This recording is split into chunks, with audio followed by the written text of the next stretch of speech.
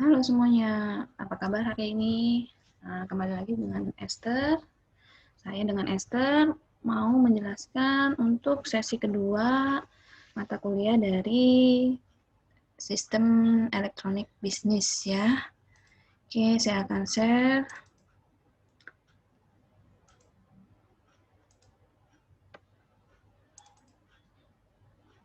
Nah, di mana pada pertemuan kedua ini saya akan bahas tentang tahapan-tahapan dari pembangunan sistem e-bisnis ya. Oke,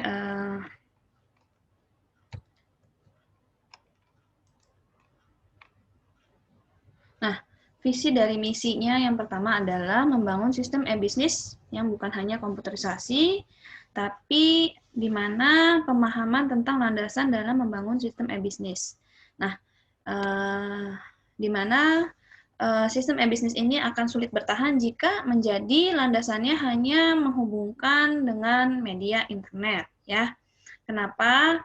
Karena yang pertama, kita harus membangun namanya visi memiliki keinginan yang kuat dan konsisten untuk membangun hubungan langsung dengan konsumen ya, menarik kepercayaan dari konsumen. Lalu membangun jaringan komunitas. Lalu memperluas pangsa pasar dan juga masuk ke era persaingan global.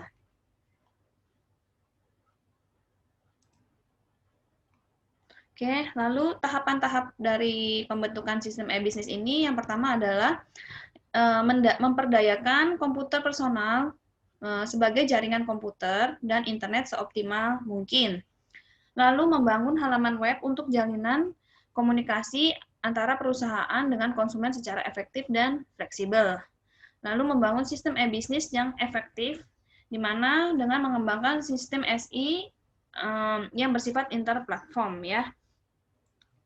Oke, Pemodelan dari sistem ini yaitu pertama adalah membangun sebuah sistem yang besar dan kompleks ya, di mana pemodelan tersebut menggambarkan aliran data yang akan diproses menjadi informasi. Contohnya juga ada di dalam tabel seperti ini. Yang pertama, kita memerlukan proposal TI untuk prioritas-prioritas e-bisnis. Contohnya misalkan, apa yang mau kita prioritaskan? Memperkenalkan produk kita, mereview produk yang mau disampaikan atau jasa yang disampaikan, lalu melihat kasus bisnisnya, misalkan ada permasalahan apa, mungkin jarak, atau misalkan biaya ongkos kirim, atau misalkan pengenalan dari produk itu sendiri. Lalu perencanaan aplikasi, kita mengembangkan dari sebuah aplikasi.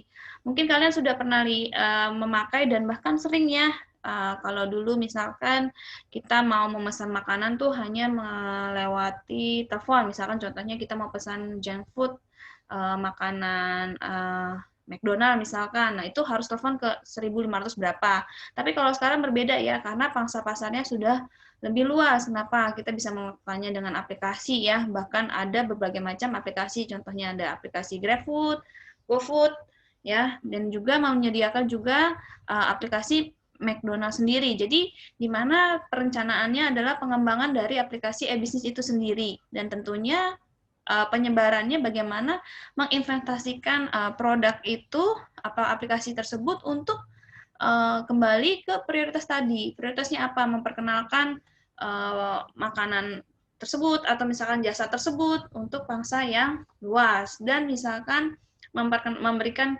diskon, memberikan promosi juga langsung kepada konsumen. Nah, tahapan ini sangat penting karena tahapan ini permasalahannya adalah harus didefinisikan secara rinci. Misalkan diskon yang diharapkan oleh pengguna seperti apa, masalah dari perusahaan dari segi biaya promosi itu seperti apa. Mungkin akan dibahas dari prioritas-prioritas e-bisnis itu sendiri. Nah, tahapan perencanaan setup dari sistem e-bisnis itu yang pertama adalah perlunya memahami permasalahan yang muncul dan mendefinisikan secara rinci. Jadi kita cari permasalahannya. Mungkin kalau misalkan saya ambil contoh untuk aplikasi GoFood aja ya, permasalahannya apa? Orang malas, misalkan keluar malam-malam untuk mengambil pesanan. Lalu orang ketika lapar, dia tidak punya makanan, tapi dia memiliki uang, tapi dia tidak punya kendaraan untuk jalan keluar misalkan, atau ada satu kondisi orang mau memberikan makanan atau jasa tersebut untuk salah satu kerabatnya. Nah, itu bisa jadi masalah. Lalu dari masalah dari konsumen atau penggunanya. Tapi kalau masalah dari pemilik jasa atau usaha tersebut mungkin mau memamerkan atau mau mendistribusikan makanannya atau produknya kepada banyak orang dan juga mau membagikan promosi agar orang semua tahu ya.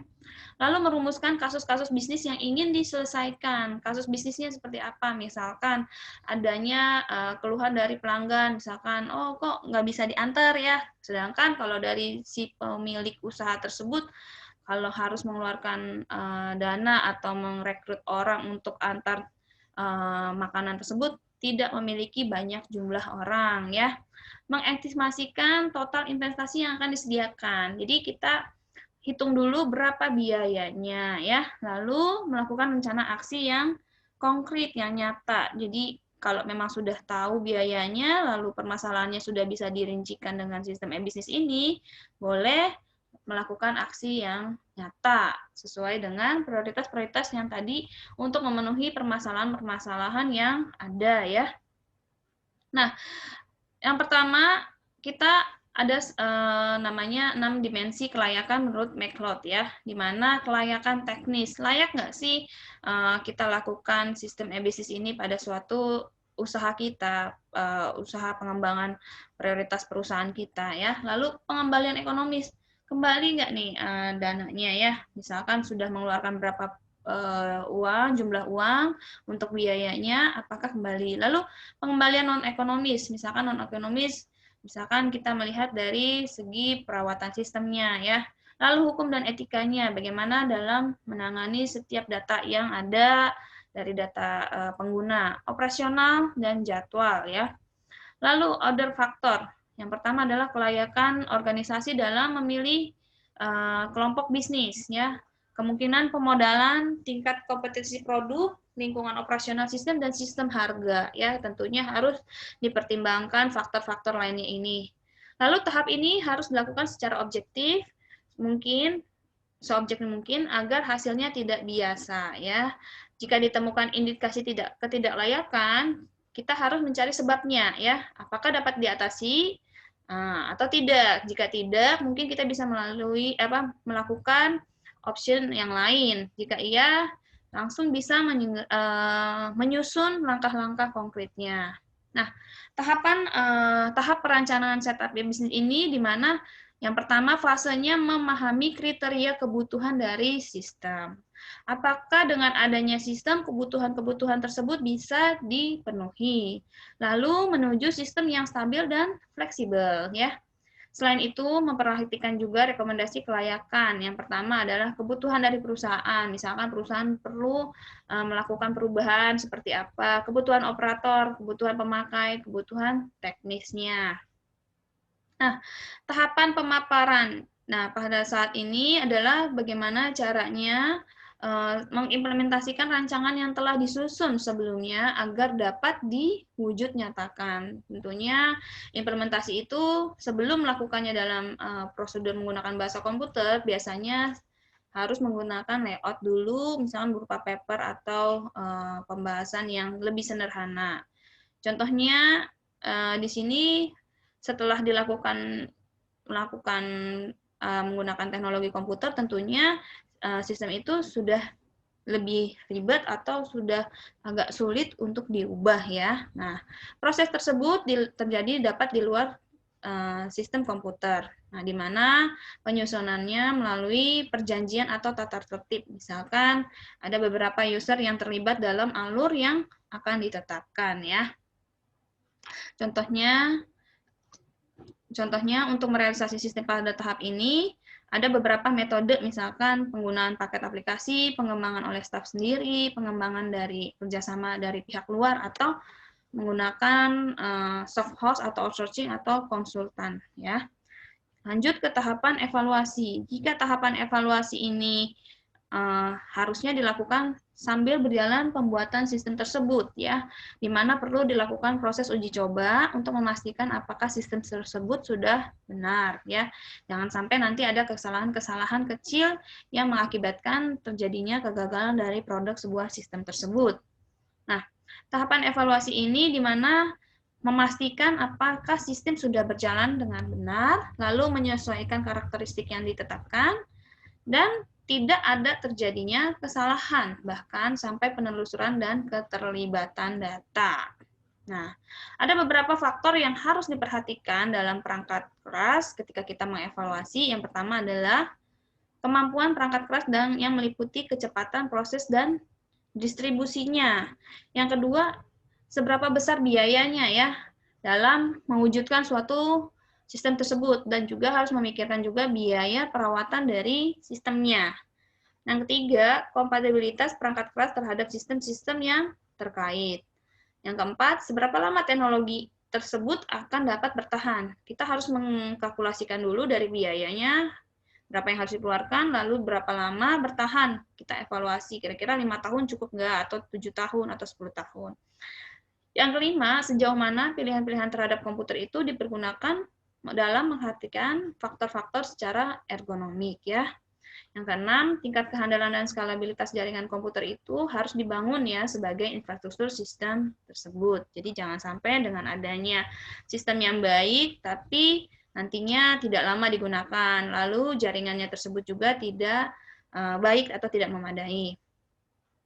Ketiga, tahapan pengguna dan pemeliharaan. Pada tahapan ini, sistem sudah dilakukan uji coba dan dinyatakan lolos atau layak dalam untuk kita memulai melakukan implementasi sistem tersebut. Nah, tentunya pemeliharaan sistem tersebut meliputi misalkan penataan data ulang database, membackup, scanning virus, dan juga beberapa pemeliharaan yang lain yang harus disesuaikan untuk menjaga kemuktahiran sistem.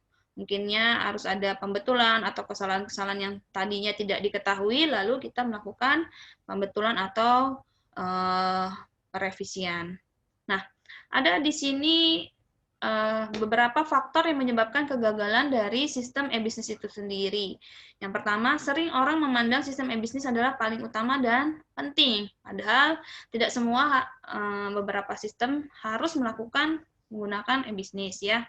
Sementara melupakan komitmen dan konsisten terhadap materi informasi dan produk dan respon layanan pada konsumen. Mungkin pada saat pembuatan sistem e-bisnis ini tidak mengikuti dari konsumen. Makanya untuk mendapatkan pendapat dan respon konsumen tersebut, kita harus melakukan penelitian dulu, melakukan juga meriset dulu bagaimana apa yang diharapkan dari segi konsumen. Lalu kita cocokkan dengan dari kebutuhan si usaha tersebut. Yang kedua, apa penyebab faktor kegagalan? Yang pertama tadi adalah suka memandang paling utama, padahal belum tentu. Lalu yang kedua adalah antarmuka sistem bisnis sering kurang interaktif, ya, kurang komunikatif. Misalkan hanya dibangun dari berdasarkan si pembuatnya atau programmer atau analisis sistem tersebut. Nah, makanya lagi-lagi harus kita melibatkan dari dua arah, yaitu dari si pengguna dan juga si pemilik usaha tersebut. Yang ketiga, perubahan cara pandang, pola bisnis, dan sistem dari tradisional dan lokal menjadi modern dan global. Nah, biasanya membutuhkan waktu yang cukup lumayan dalam beradaptasi. Tentunya yang sekarang terjadi juga ada beberapa sistem yang sudah dilakukan melalui online ya, karena mengalami perubahan dan mau tidak mau kita sekarang harus beradaptasi dengan perubahan tersebut. Nah, apa sih yang menjadi kebutuhan sistem e-bisnis? Saya definisikan ada 5, yaitu gimana membuat sistem e-bisnis ini efisien dan efektif. Lalu memandang dari tren masa depan seperti apa ya, di mana orang misalkan harus tidak keluar rumah, di mana orang malas keluar rumah, ya. Integrasi dengan sistem yang lain, di mana kita join dengan sistem yang lain ya, kita memanfaatkan sistem-sistem yang sudah ada. Lalu memperhatikan keamanan data ya, dan interaktif, di mana interaktif ada feedback dari aplikasi tersebut, penilaian. Oke, sekian dari saya untuk materi e-bisnis sesi kedua tentang tahapan pembangunan dari bisnis. Semoga kita selalu dalam keadaan sehat dan sampai ketemu di sesi berikutnya. Terima kasih.